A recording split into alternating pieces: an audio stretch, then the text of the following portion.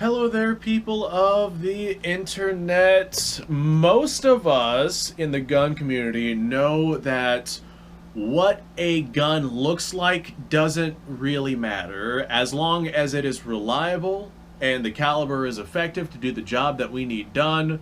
That's pretty much the only stuff that really matters. It doesn't matter if you have a really gorgeous gun if it's incredibly unreliable and maybe keyholes bullets and you can't actually do anything with.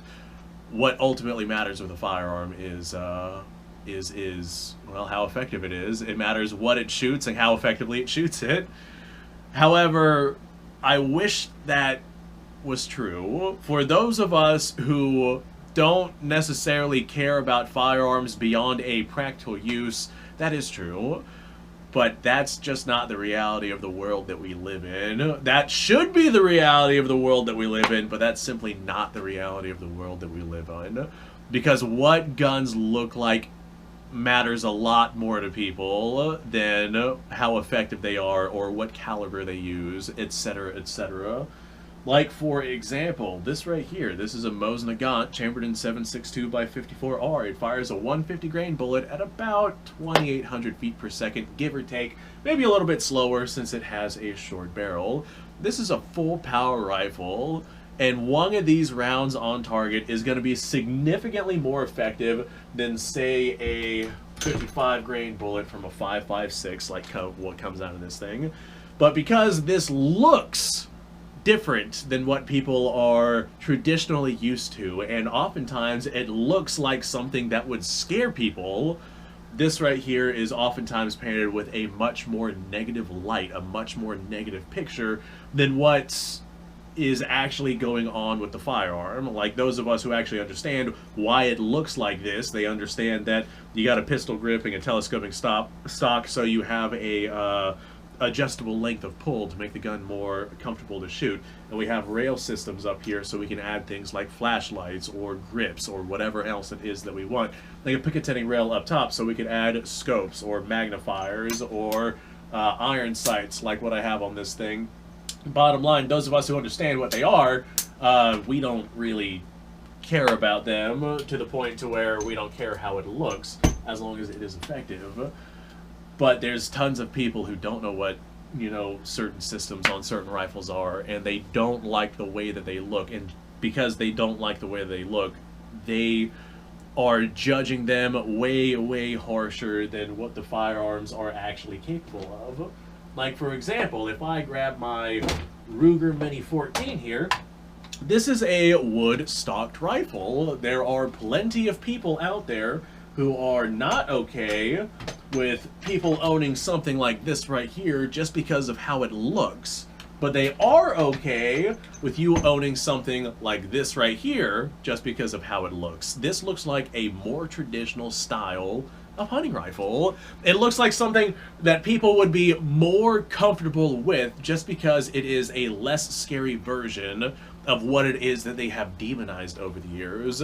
But the thing is, this right here is a semi-auto self-loading rifle, chambered in 5.56, just like the AR. As a matter of fact, there are combo mags out there. This right here is a 29-round magazine for any YouTube viewer that might be watching, or any YouTube reviewer that might be watching. But this right here is a 20-round or 29-round magazine that sends the same style of ammunition that the AR sends. It's a 223/5.56, and the ammunition and whatnot, since they are the same, these magazines, depending on the type of magazine that you get, are actually interchangeable. I can take that same magazine with that same ammunition, shove it into my AR, it locks in place. These are here are combo mags. You can use them interchangeably. So this rifle right here has the same exact capabilities, sends the same exact ammo at the same exact velocity with the same exact magazine capacity as this rifle right here. But because of how this rifle looks, this rifle's okay to have, and this one is not. And that right there is a very sad example of looks matter, and they do matter.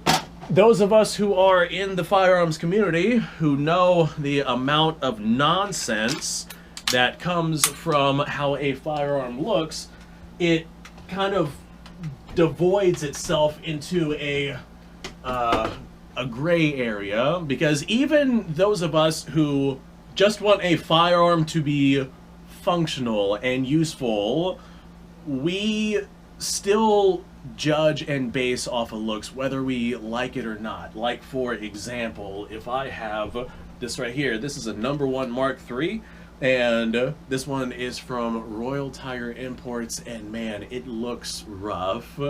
The wood is all cracked up, and the finish on it is basically gone. The magazine's been smashed up and whatnot, but this gun works. It still fires .303 British downrange, and it's still quite accurate. So it's functional. But if we were to look at that and say this #1 Mark III right here, which is in significantly better cosmetic condition, even though they both get approximately the same accuracy and they both fire the same ammunition, this one right here is just simply going to be more appealing to people because the wood is in quite good shape. The finish on it is damn near immaculate now that I really look on at it. The bolt is nice and shiny. The everything about this gun is just really, really nice. So looks do matter. Even though both of these guns do the same exact thing, that one right there looks better. It's going to catch the eye better. So yeah, looks do matter. Or we got something like this right here. This is an STG-44, and a lot of people look at this, and because of how it looks, they're always like, wow, incredible, an STG-44.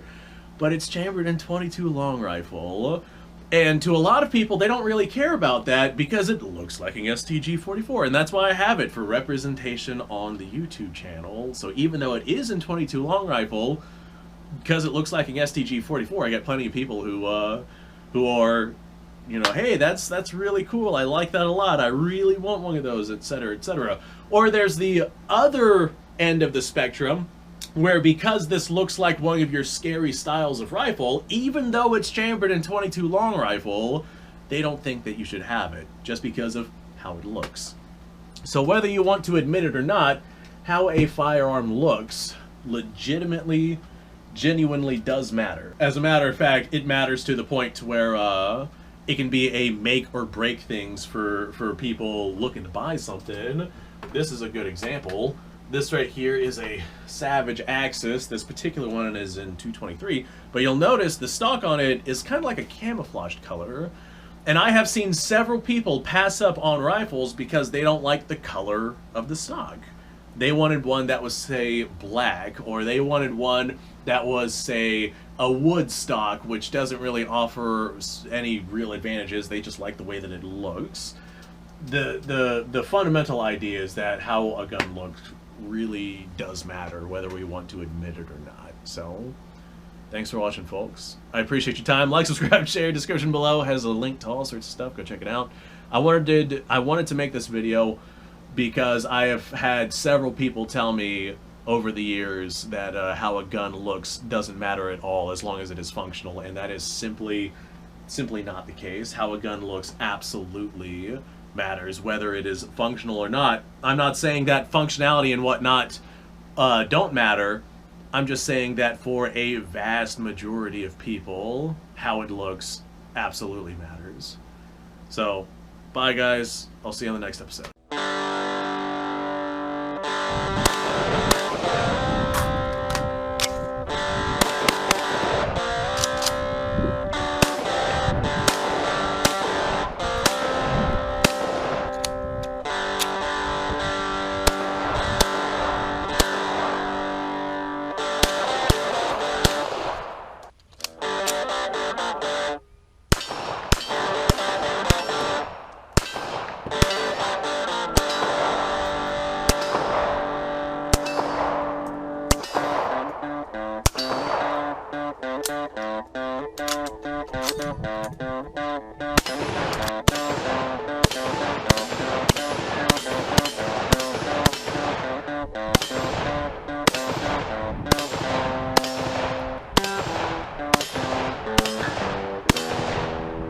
Been a little while since I've done this.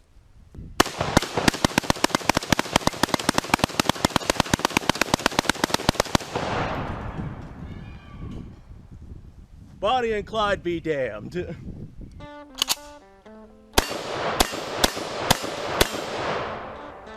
Poor man's Gary.